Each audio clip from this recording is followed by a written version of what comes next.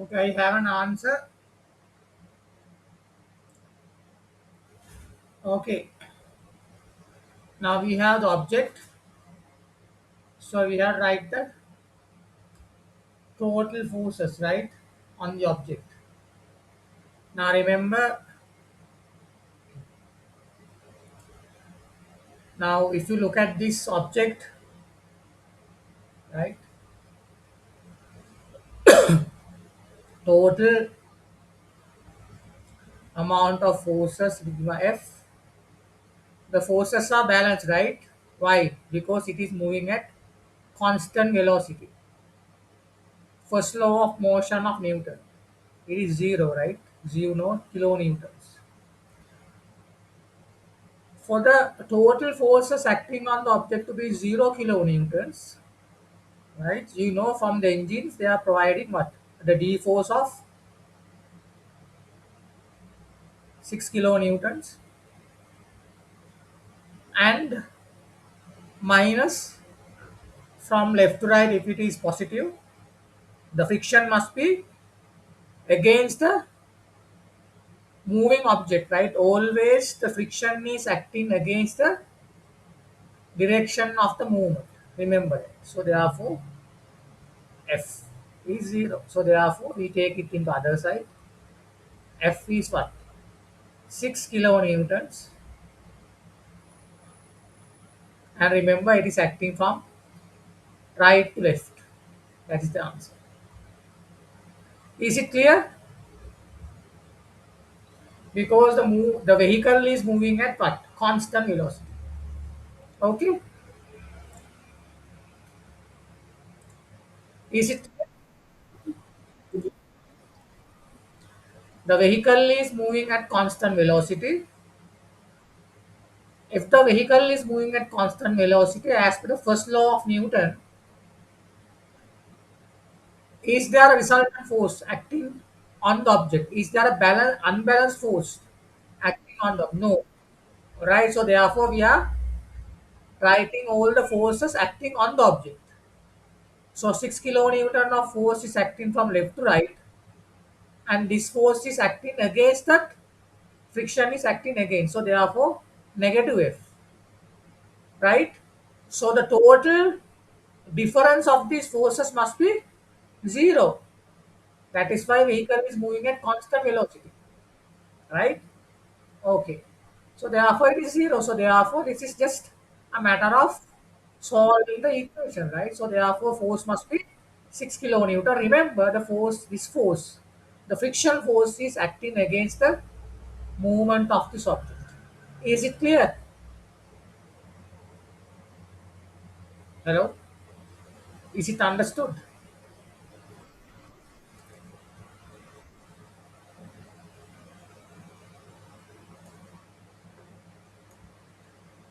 Next one is in our syllabus.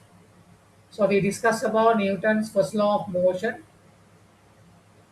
Now it is Newton's second law of motion. Newton's second law of motion.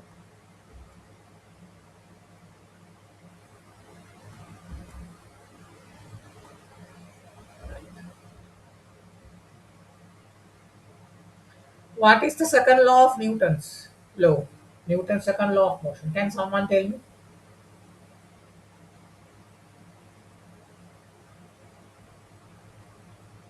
Yeah.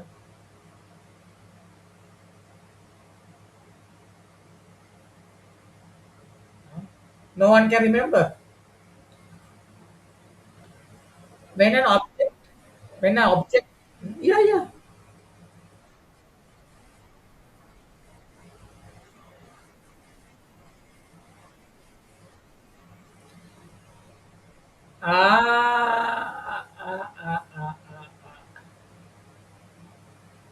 Yes, right, like this. It's like acceleration of an object with a constant mass, right? The acceleration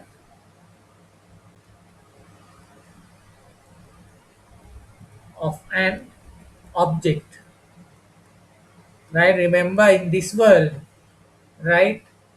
In normal world, the mass of this object is not changing, it is constant usually, right? The acceleration of an object with constant mass. Usually objects are not changing their mass, right? Object with constant mass. With constant mass. With constant mass is directly proportional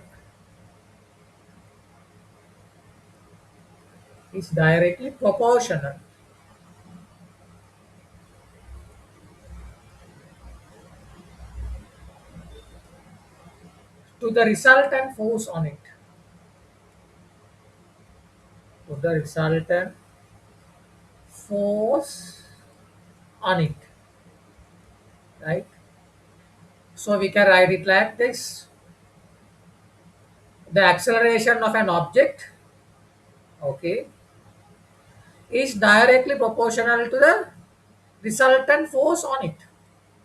So there must be a unbalanced force on an object. So what they are saying here is it is directly proportional to the acceleration. Force is proportional to A. So we can remove the proportional mark with what? Uh, F equals K constant A. The K value is equal to what? The constant value is what?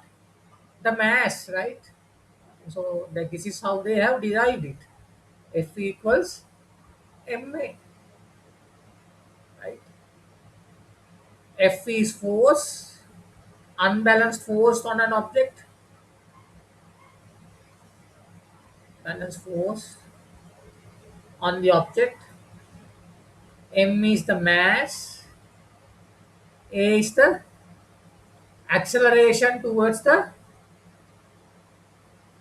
or acceleration in the direction of the unbalanced force on the object, right? The acceleration. Remember, this combination is only there when they are in what SI units, right? You know SI. What are the SI units? Force is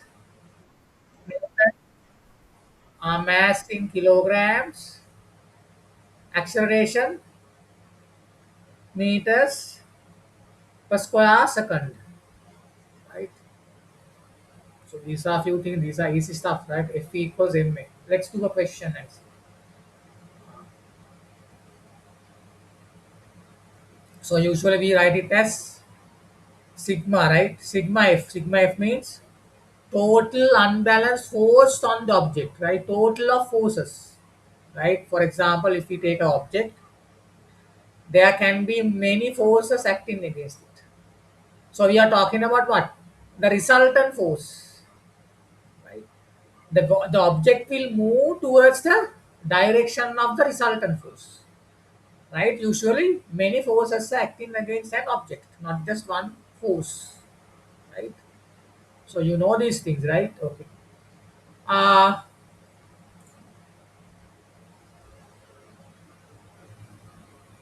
okay.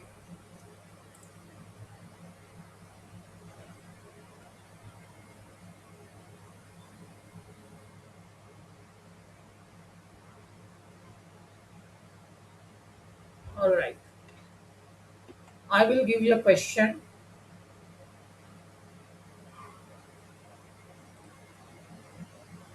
An object with a mass, an object with a mass,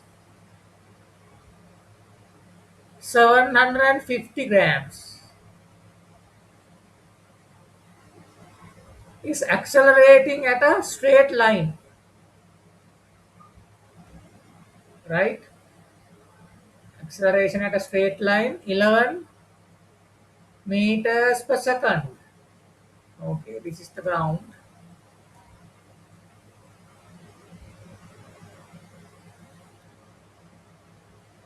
Now you have to find the resultant force on the object.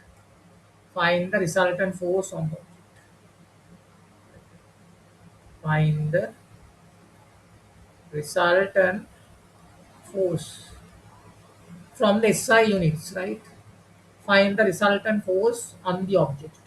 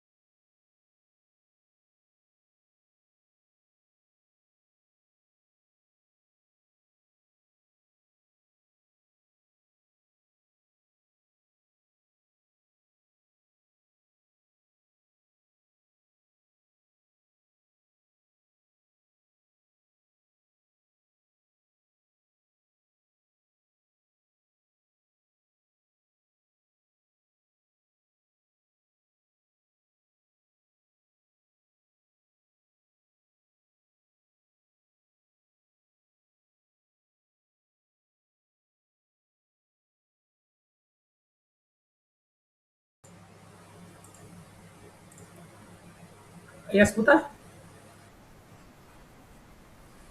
What is the value?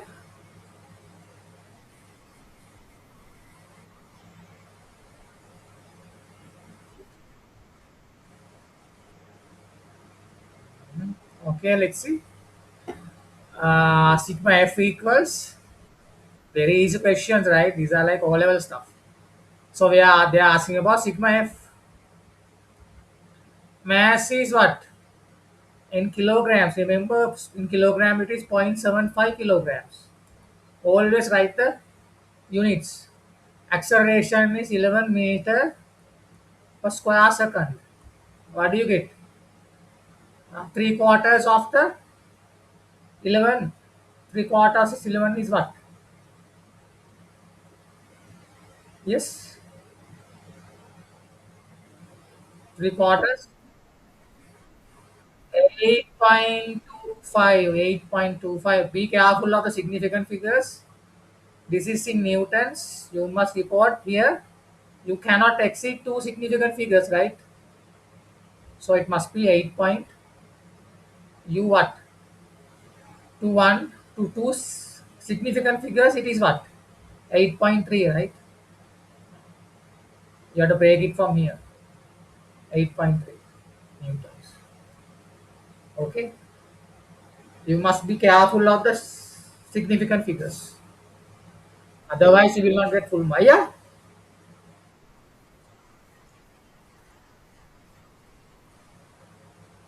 Okay, that's fine. Then it's quarter, all right. Then you must be getting something around.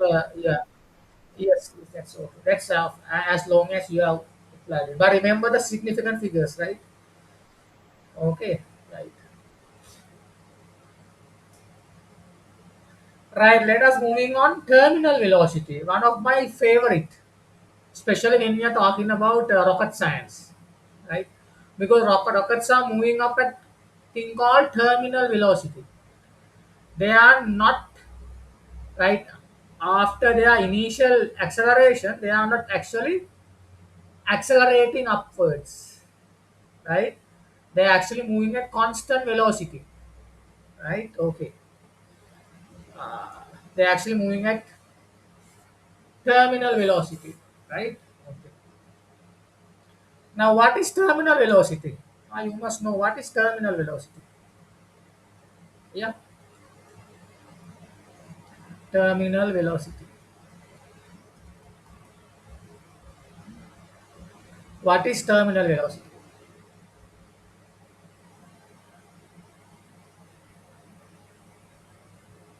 Okay.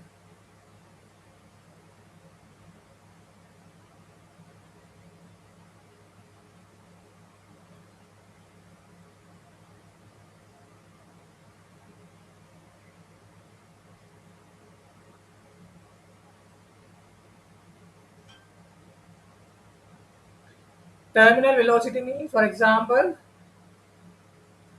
uh, practically right? When a object is moving, for example, in atmosphere, or when an object is moving in what? Water, right? Always there's a drag on that, right? A drag on that. A drag force from what? Usually when we are doing calculation, we are not considering the air friction, right? Friction from the air or a drag from the air. We assume there's no air when we are doing the calculation in projectile motion. Can you remember? We assume there's no air resistance, but in reality there's air resistance, right? Air resistance means what? A kind of a resultant force acting on them. So actually, therefore, when object is moving in the air, they are actually decelerating. For example, when you throw a ball, right? Let's say a movement, you throw a ball in the air, right? It is moving like this projectile.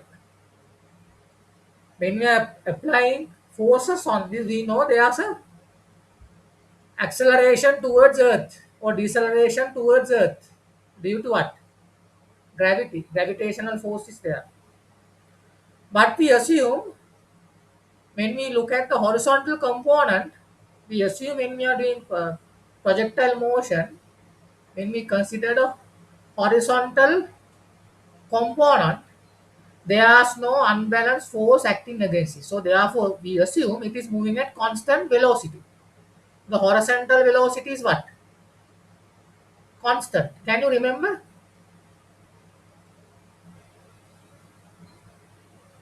Okay. Even though the object is moving x is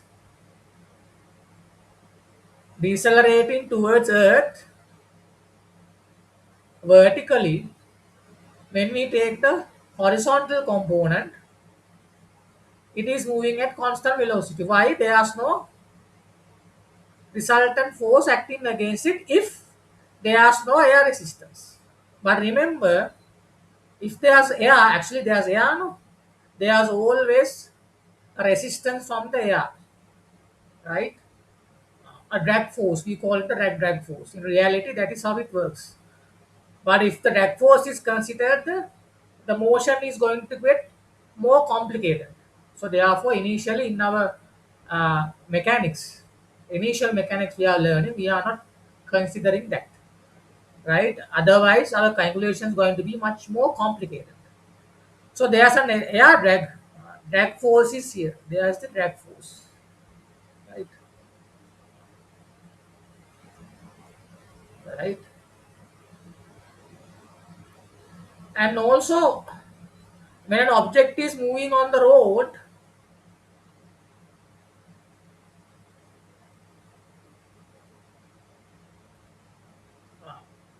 on the surface, across the surface,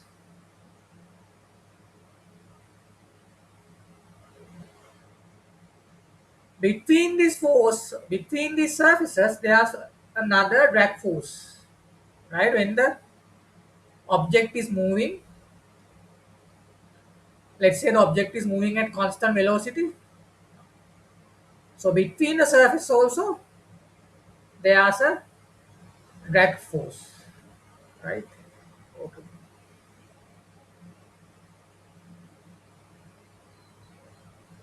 So this is actually friction, right? Between the surface, friction, right? This is source of friction, right? The friction between air and the surface of the ball that we are throwing, right? Is it understood? Okay, this is also drag. This friction also drag force. And also inside this vehicle, in the engine, pistons and other stuff are going up and down. Machines are working, right? Lot of components are working, right? Like bearing pistons, right? So they are also there's what? When the parts are rubbing onto each other, what happens? They are source of friction. So they are source of some friction or drag between them. Friction or drag between. Inside the engine also, between the parts, moving parts, there's kind of friction, right? Okay.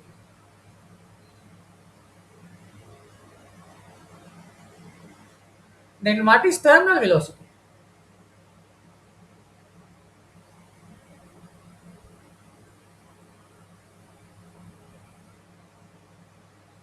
Terminal velocity means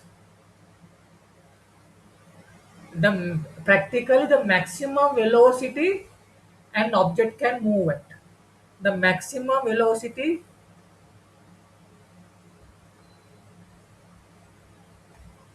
an object can move.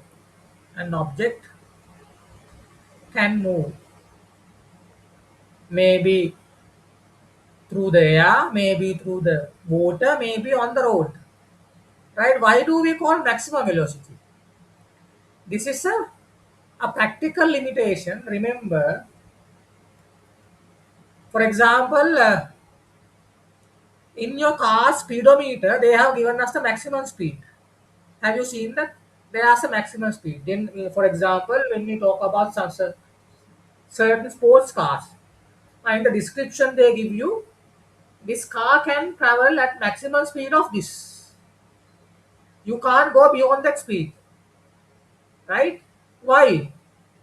If you can accelerate constantly, just remember, for example, this car, we can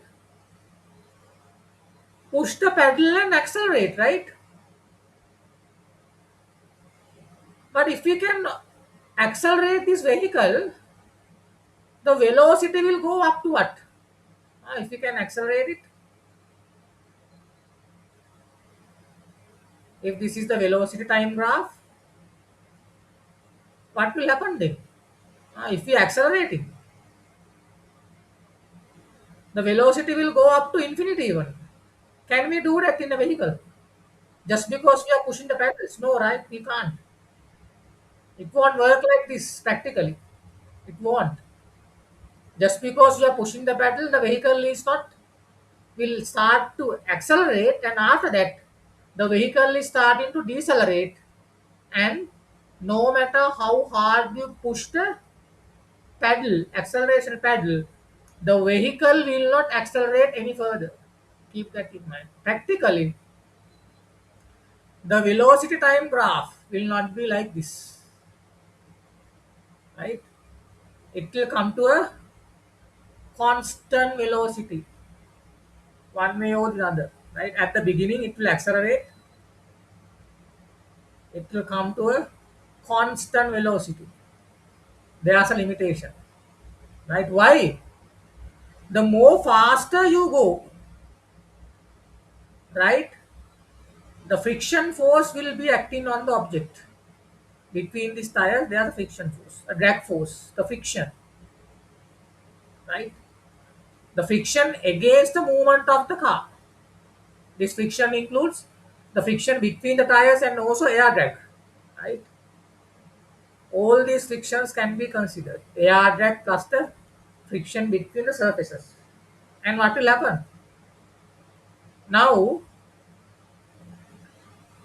the more faster you go, right, when the velocity is increasing, the frictional friction force or the air drag also increasing on this object. And finally, what happens?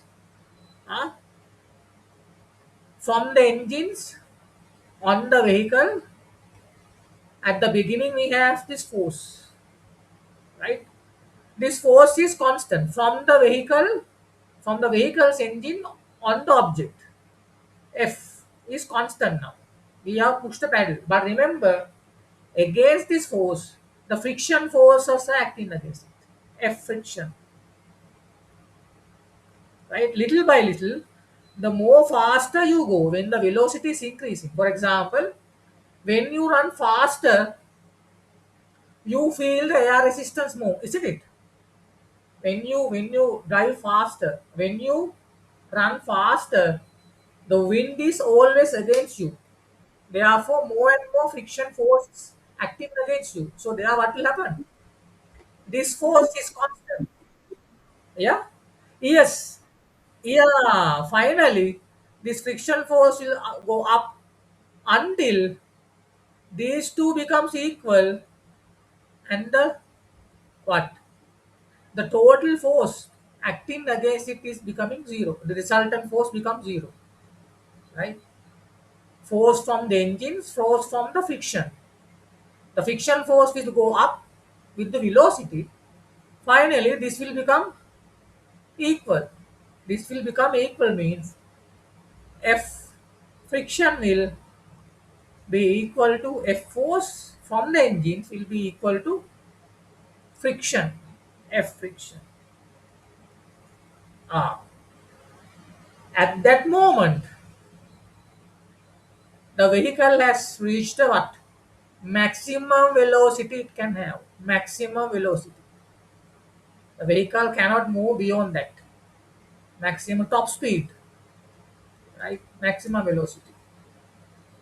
Okay, why? With the velocity, because of these frictional forces, when the velocity is increasing, frictional forces are increasing. Also, frictional forces are going up, up, and up. There is a moment, both these forces. Why? The force from the engine is going to be constant because you have pushed the pedal to the maximum, F max. You can't push the pedal more. The engine can't provide you more force than the maximum force. Frictional force is going up until it reaches the equilibrium. From this point onwards, the vehicle is moving at constant velocity. That velocity is the maximum velocity. That is called what? Terminal velocity. Terminal velocity. Right? Understood? Right. So same thing can be applied when in the water for a submarine also. Uh, when it is moving off or a fish, they also have a terminal velocity because of the air of the drag forces from the water. Terminal velocity is there. Sorry, velocity, right? Drag forces. Same thing for a rocket.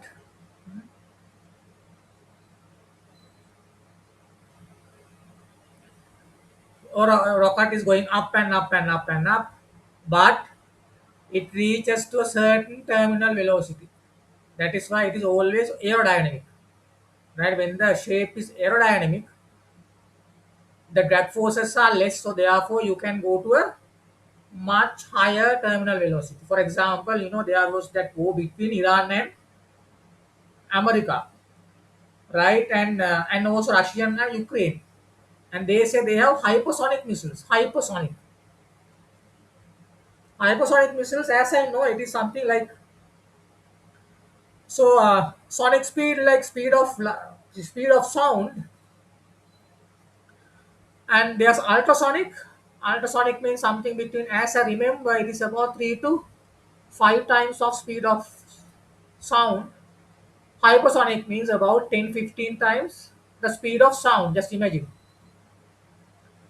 So it means mathematically it is very difficult to design an object to move at this speed. 10 to 15 speed of sound. Hypersonic speed. Why? Because it is reaching to this terminal velocity. It means of these rockets, their terminal velocity is equal to the 10 to 15 times velocity of sound, right? So they have to work out many things, right? They have to think of the air drag, they have to think of the fuel economy, they have to think of the gravitational force and the payload, the explosives they are carrying, right? And when it is moving at such a speed, because of this frictional force, the temperature is going up to very high temperatures, right? So it is kind of like a technological marvel, right? Reaching up to 10 to 15 times speed of sound. Such a terminal velocity is, you got to be technically very advanced, right? And the thing is, the missiles moving at hypersonic speed very difficult to intercept. Why? Intercepting means before they fall down, they are shooting it down with another missile, right? Now, since these hypersonic missiles are so fast, it will be too late the moment you detect it. It would be still too late because there's no time for the other missile to from the ground to go and intercept and destroy this missile. It would be too late because you will have to have a hypersonic intercepting missile for that. Now, no one has that technology yet. No one has built a hypersonic intercepting missile defense system, right? Iron Fisto, Iron Dome, they have S-400 system, the Russians, the best air defense system, S-400, right? And the Americans, they have like, I can't remember the names, right? They have the Arrow, as I remember, right? They have that missile system, but still, none of these are, none of these can intercept a missile moving at hypersonic speed, right? No one has, as I know, has created a hypersonic missile defense system, right? Anyways, we'll go back to this. Now, thing you know about terminal velocity, right? The maximum speed an object can move. Same thing when a paratroopers, skydivers, they are also falling towards Earth. You know, jolly well, we feel like they are floating. Actually, they are also reaching the terminal velocity. From that point onwards, they are moving at a constant velocity, right? Why? There's going to be zero unbalanced forces. Why? They have the gravitational field and the, yes, yes.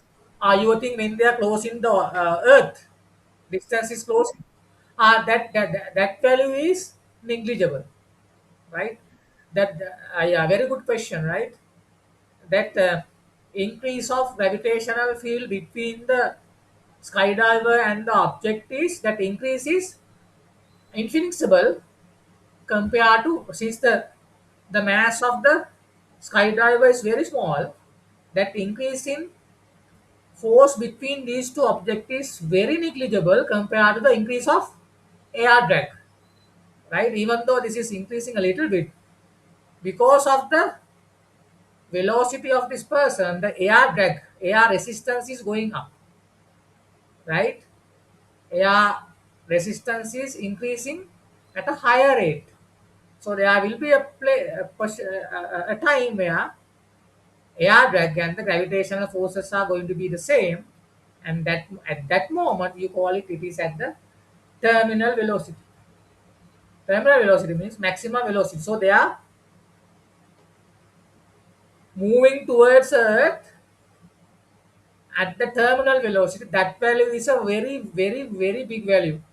That's why, in case if they can't, if they couldn't get the parachute out, right? No, thank God, like, no, thank God. I mean, not even God can save them, right? They are going to be crushed because they are hitting on that at such a high velocity, right?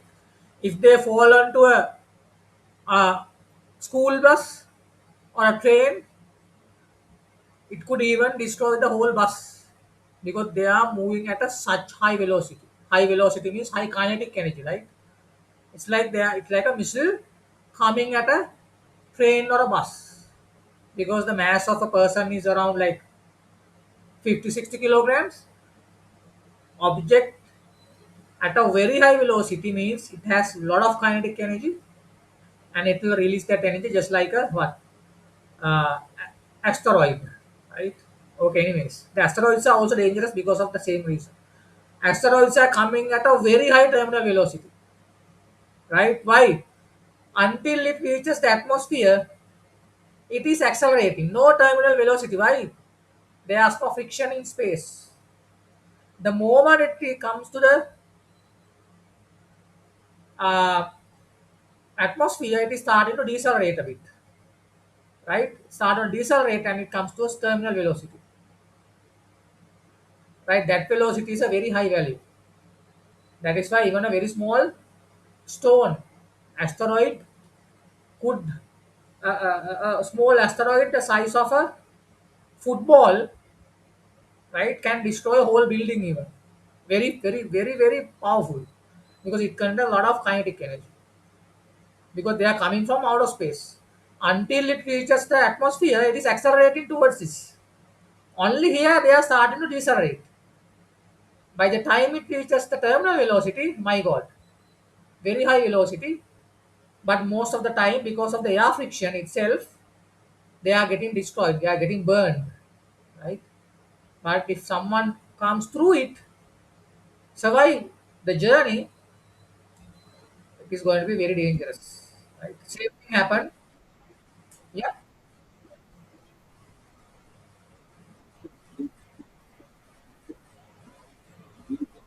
Yes, yes, because it is getting burnt away. It is getting burnt away, but if the object is very large, still, even though it is getting burnt, it will not get completely burnt away. If the asteroid is very big, same thing happened to dinosaurs, right?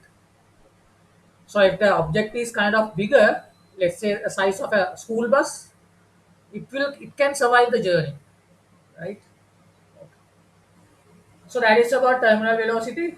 Uh, but I'll ask you some questions. I won't write written answers for this. Suggest two ways. Write in point form.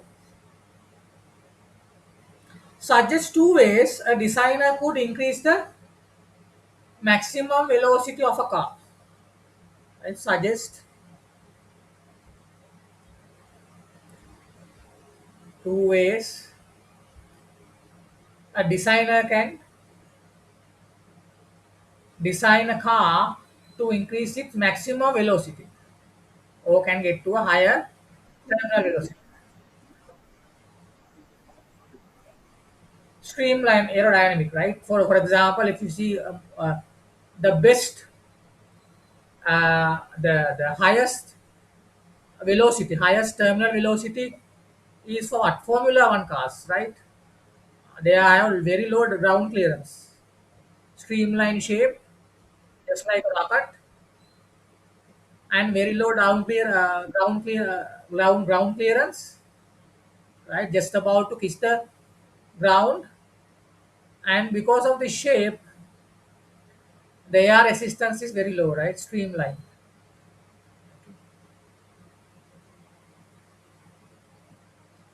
and yeah, the air drag is very low on this, right? So they can have streamline design, right?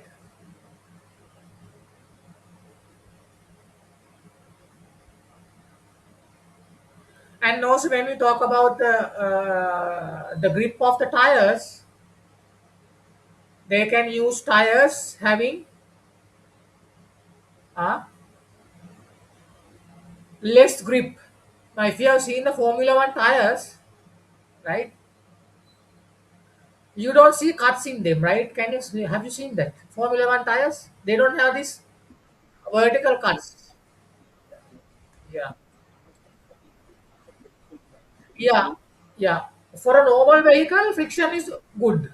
For an off-road vehicle, friction is what is driving the car forward. But here, friction force is more friction force is bad. You should have controlled friction force, right? Why? Frictional forces of the rear tires are the ones who are moving the vehicle forward. The unbalanced friction force is at the rear. Rear tires are having the frictional forces that is moving the object. Remember, frictional force is what is actually moving the object move forward. But of the front tires, the frictional force is against the movement, right? Remember, if it since it is a rear wheel drive, The driving wheel friction is always towards the direction of the movement, because this friction is what is moving the car forward. The front wheel is moving freely, that frictional forces is actually acting against. So this friction is bad, this friction is good. If it is a front wheel vehicle, like a normal car, right? In a normal car, if it is front wheel drive, the front wheel friction is here because this friction is what is actually moving the object forward. This friction, the rear wheels are what? The friction is against, right? If it is a four wheel, so that is why four wheels are used in off-road. All all four are connected to the engine, so therefore all four tires are having this unbalanced force on them towards the movement of the object. So this friction is good in a four-wheel drive. In a front-wheel drive, the friction in the backward tires are bad. In a Formula One car, since the rear wheel are the driving wheel, the friction on the front wheels are the bad, right? Because they are acting against the movement of the object. Is it clear? Right. So you got to consider all these things when you are designing a vehicle as a designer. Right. So I'll end the class for today. Um, yeah. Then we can move on to next day. We'll talk about mass, weight, and the gravitational field strength. Are you okay? Okay, all good. Right. We'll move on with the weight and gravitational field strength, and I think we can start discussing more paper questions because now we are almost in the mechanics we have completed like quarter of that. Yeah, we can do few more exam questions next year, I guess. We have momentum, Newton's third law, and a few things to memorize, to revise, right? Okay, guys, take care. Bye bye. We'll meet next. Bye bye. Good night. Take care.